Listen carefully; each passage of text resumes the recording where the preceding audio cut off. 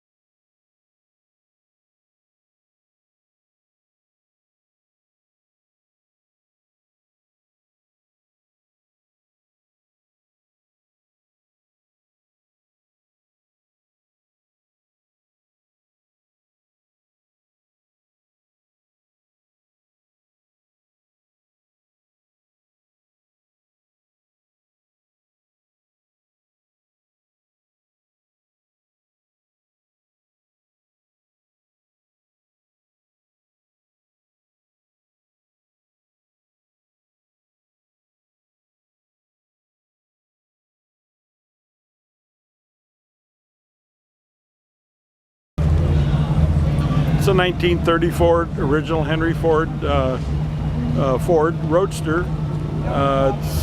It's not stock. It's got a 302 Ford C4, Auburn limited slip rear end, got all polished stainless independent front suspension.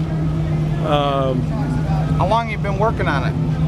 Well, I didn't build it. The car originally came from New York. I made some number of changes on the car, but basically cosmetically the way it looks is the way I bought it, which I'm happy with the way it looks. That's the way I like cars. Original looking, full fendered type cars. What's this car show mean to you as in terms of what you do during your life? Well, it's a nice place to come and spend an evening with people that have the same interests I do.